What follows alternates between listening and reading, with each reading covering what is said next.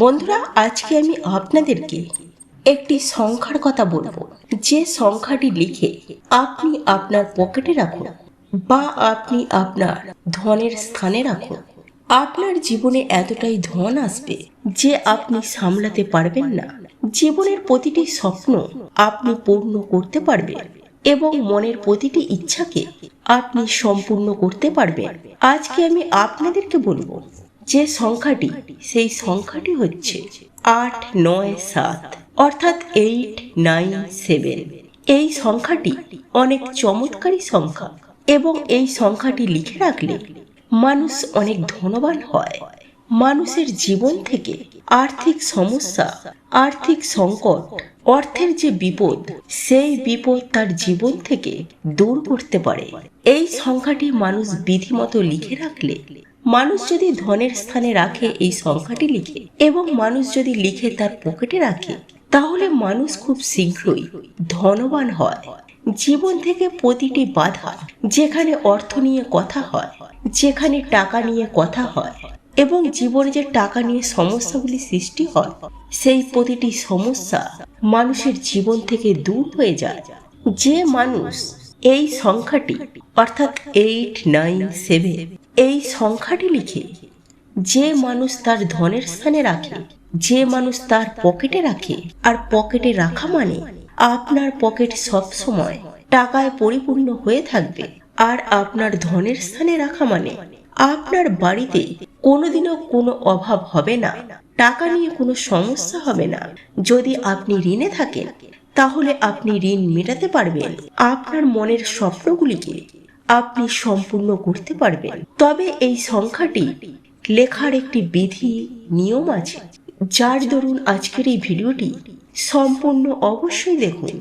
সম্পূর্ণ ভিডিওটিতে আমি বলবো যে কিভাবে এই চমৎকারী সংখ্যাটি লিখে আপনাকে রাখতে হবে এবং কখন রাখতে হবে। তো নমস্কার বন্ধুরা, যারা আজকে এই চ্যানেলে নতুন রয়েছেন, চ্যানেলটিকে সাবস্ক্রাইব করুন, পাশে দেওয়া বেল বটনটি অবশ্যই ক্লিক করুন এবং এই ভিডিওটিতে একটি লাইক করুন এবং অবশ্যই একটি শেয়ার করুন, যাতে ভিডিওটি অন্যরা দেখেও উপকৃত হতে পারে। বন্ধুরা, আমরা সকলেই জ্যোতিষ বিদ্যার কথা শুনেছি, কিন্তু অঙ্ক জ্যোতিষও একটি জ্যোতিষ। সেই বিষয় হয়তো আমরা অনেকেই জানি না। অঙ্ক জ্যোতিষ হচ্ছে আপনার সেই সংখ্যা নিয়ে একটি জ্যোতিষ গণনা করা হয়। 1, 2, 3, 4, 5, 6 এইভাবে প্রতিটি সংখ্যা একত্রিত করে বা এক একটি সংখ্যার এক একটির যে মূল গঠন রয়েছে, সেই দিয়ে জ্যোতিষ বিচার করা হয়। এর উপরেও এক একটি সংখ্যা এক একটি গ্রহকে প্রতিনিধিত্ব করে থাকে, এক একটি গ্রহের কারক হয়ে থাকে। যেমন 1 হচ্ছে সূর্য, 2 হচ্ছে চন্দ্র।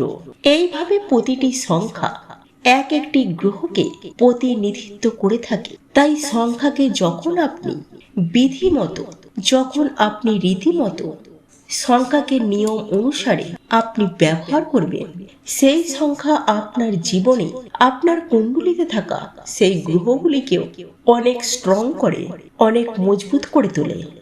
যদি দেখা যায় একজন মানুষ জন্ম থেকে মৃত্যু অবধি সকল কিছু সংখ্যার ওপর নির্ভর করে থাকে, মানুষের সেই জন্মের সময়, সেই জন্মের তারিখ, সেই দিয়ে তার কুণ্ডলী বিচার করা হয়, তার ভাগ্য বিচার করা হয়, তার উপর মানুষের শিক্ষা জীবন, তার উপর মানুষের বৈবাহিক জীবন, চাকরি জীবন, মৃত্যু, সকল কিছু সংখ্যা দিয়েই গণনা করা হয়। সংখ্যার যা গুরুত্ব, সংখ্যার যা বৈশিষ্ট্য, তা অনেক বেশি। এবং সংখ্যাকে যদি আপনি বিশ্বাস করে, সংখ্যা জ্যোতিষকে যদি আপনি বিশ্বাস করেন, আপনি বিধি অনুসারে সেই কাজগুলিকে করতে পারেন, তাহলে আপনার জীবন থেকে অনেক বড় বড় সমস্যা আপনার জীবন থেকে দূর হয়ে যাবে। এই যে সংখ্যাটি আপনি লিখবেন, এই সংখ্যাটি আপনি কবে লিখবেন, কখন লিখবেন, কিভাবে লিখবেন, এই সংখ্যাটি যে লেখার যে নির্দিষ্ট বার হচ্ছে, সেটি হচ্ছে শুক্রবার।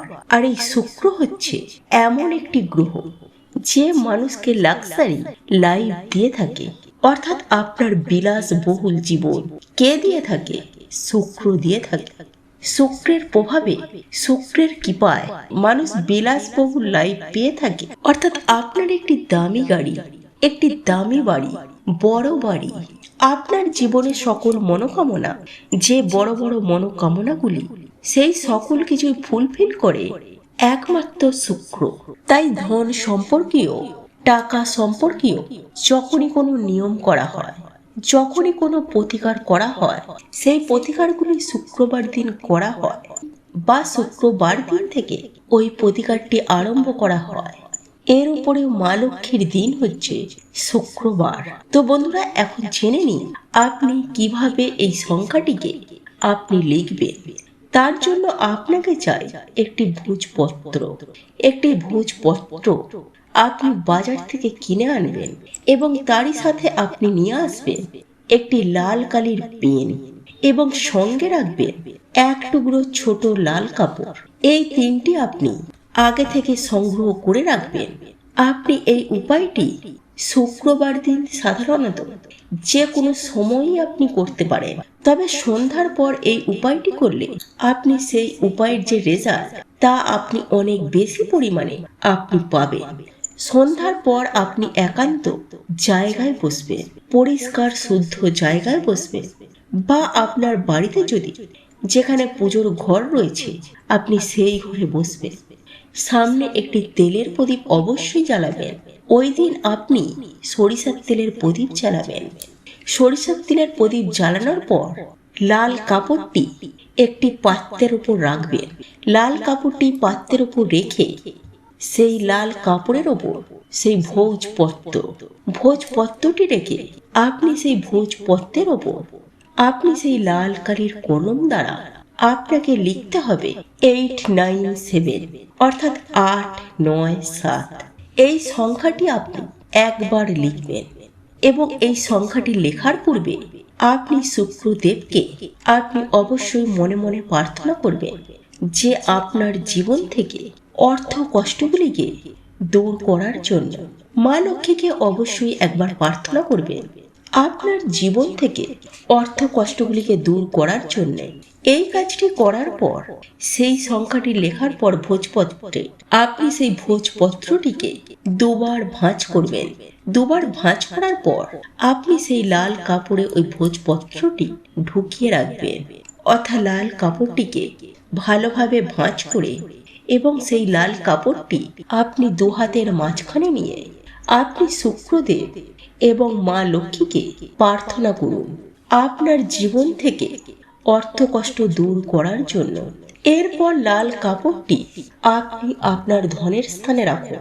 আপনার বাড়ির ধনের স্থানে রাখা মাত্রই আপনার জীবনে থাকা যে ধন নিয়ে সে বাধা, সেই সমস্যা আপনার জীবন থেকে দূর হয়ে যাবে।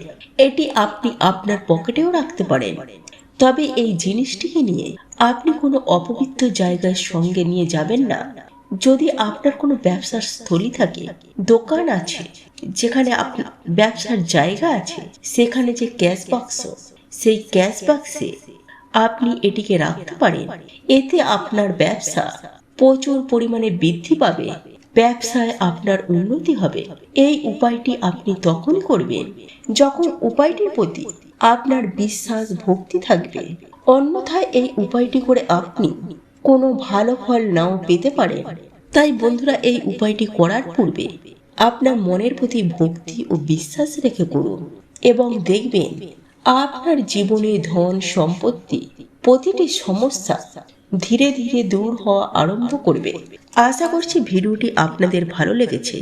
ভালো লেগে থাকলে ভিডিওটিকে লাইক করবেন, শেয়ার করুন। যারা আজকের চ্যানেলে নতুন রয়েছে, চ্যানেলটিকে সাবস্ক্রাইব অবশ্যই করুন।